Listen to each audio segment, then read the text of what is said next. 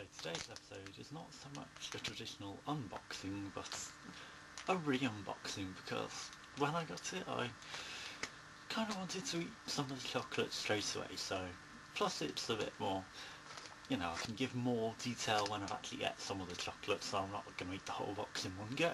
So, but yeah, in the pack you got some dark chocolate buttons to make your own chocolate things with, cakes, you know, whatever, a few recipe cards for if you need help, but they try to sell you a book on the back, but in this one day you can just go online and get recipes, so it's kind of pointless. On the box it said, "Postman, please do not leave in heat or direct sunlight," and I've added, because what postmen are like round here, or post to the wrong address, or open it and eat it. Because, you know, I do end up getting a lot of posts from the wrong address. My post gets delivered half a mile down the road, or next door, or not right at all. Or sometimes just goes completely missing. Half the time the boxes are open as well. Could be the postman's at it, or one of the neighbours that he's delivered it to wrong, but either way, the post also should be a lot better than that. Something introducing you to the chocolate tasting club. A membership thing. The actual box that it got delivered in. Very pretty. So I'm going to save that, because if you reseal it back up with something in it, make a nice box for wrapping presents in, because it's got pretty little swirls on it and stuff. That's just me. You get a fairly big box of chocolates,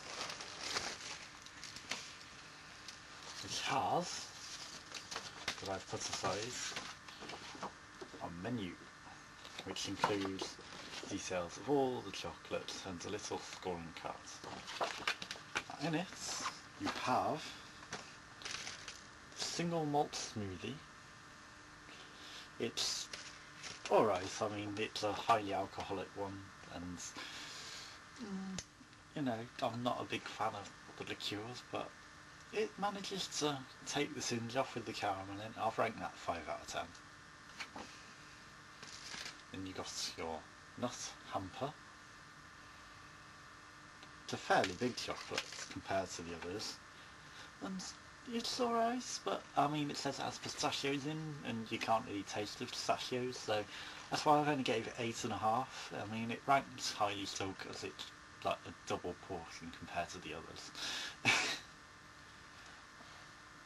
And you got the William Bell Poire, which is a pear milder liqueur.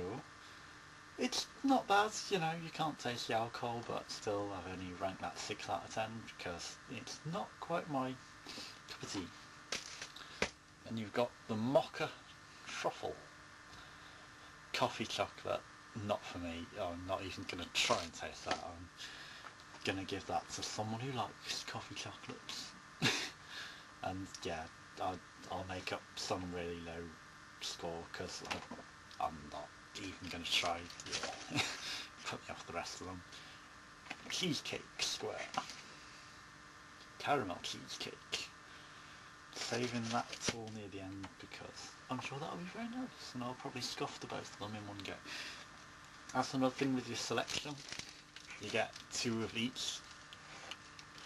So, you know, it would be ideal for sharing with a loved one, but I'm single at the moment as of probably 4 weeks ago now, but so yeah, I mean it took longer than it was meant to come in the post. I mean, I had planned to share them, but didn't work out, so yeah. And you got the Cocoa Pod Crisp. I haven't actually tasted that one yet, so here we go.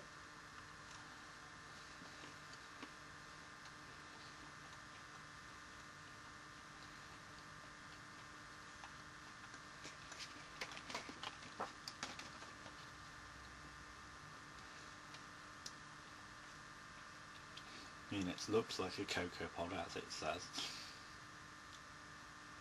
It's supposed to have melt in the mouth, hazelnut praline, maybe less sugar than average praline, so the nut flavours can really sing out, blended with a mixture of nibbly pancake pieces for delicate feuilletine texture. I can't say there's anything pancakey about it. I mean, it's got slightly crunchy pieces, but slightly hazelnutty.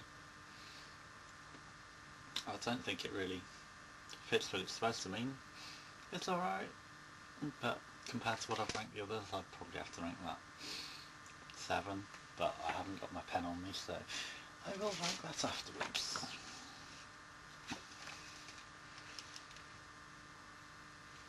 And you've got a caramel hush. I'm going to save that one as well, because caramel. Then you've got a few of these fingers. You've got some chocolate ones, which for 40% milk chocolate, it didn't taste milky at all. It was more like plain chocolate, but edible, because I don't really like plain chocolate, so it's just about borderline. It could have done with a bit more milk or something in to make it tastier, or a bit more sugar perhaps, I don't know. And you've got a few caramelly ones as well, which are better than the milk ones, but nothing special still. And yeah, because I mentioned that I'm not really a big fan of liqueurs, they do a separate non-liqueur pack, but it hasn't got the interesting flavours. It's just like varieties of plain chocolate squares and stuff, so it wouldn't have been very interesting, so I didn't go with that one. Then you got an Eton mess, which I'm guessing if you know the dessert, it's like that. It's the most traditional of British desserts. This fruity cream and crushed meringue dish was invented in the 1930s and is still enjoyed at Eton College. We've recreated it with a base of meringue and whipped strawberry mousse, enrobed in creamy white chocolate decorated with freeze-dried strawberry pieces.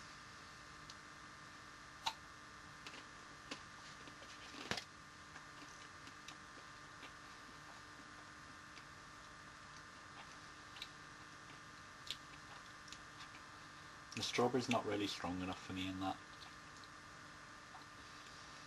I mean, it's nice, it's an 8 out of 10, but maybe 7.5. I'd prefer more strawberry flavour.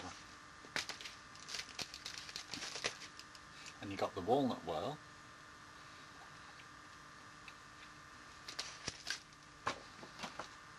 And I rank that a 9 out of 10, surprisingly.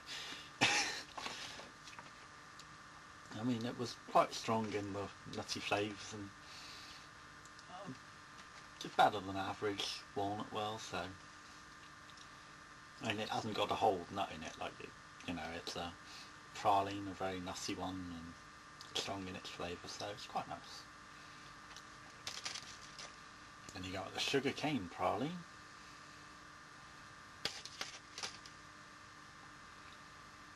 Which has hazelnut paste, white chocolate, cane sugar, and a Mauritian sugarcane juice, encased in milk chocolate cup and finished with a sprinkling of cane sugar. That one I ranked an 8 out of 10. You got the hazelnut nutty, which again is that but with white chocolate and macadamias on top. I'll save that for later. And you got the blueberry truffle, which looks nothing like its picture, because in its picture it's brown and it's very, very pink. And I thought, what the hell? And I originally ranked that as a mystery pink ball, 8.5 out of 10, but then I realised after that it was that. It doesn't taste blueberry, it tastes like blackberry and strawberry mixed together really, but it's very, very fruity and quite nice. Then you've got a brandy bonanza, which is highly liqueur apparently, and I'm not going to try that one just yet because I think it's going to be quite strong and don't really want that at this time in the morning. So yeah, that's the chocolate tasting box.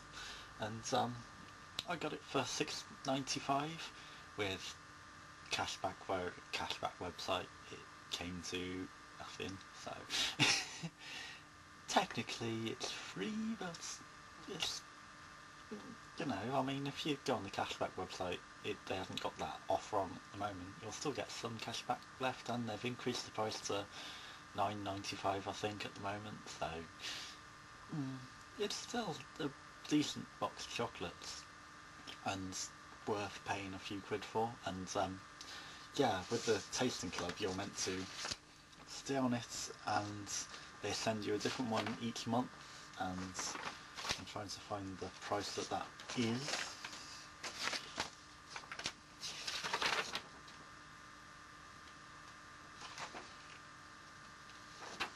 But yeah, you also get a 5% discount on hotel chocolate purchases, 30% special offers, special edition boxes that you can buy off the website, and I still haven't found the actual price of the normal boxes that they send you every month. I think it's something like, yeah, it's something like £14.95 anyway a month for, and they send you a different selection every month to try and rate and tell them what you think. So yeah, that's my opinions of the trial box.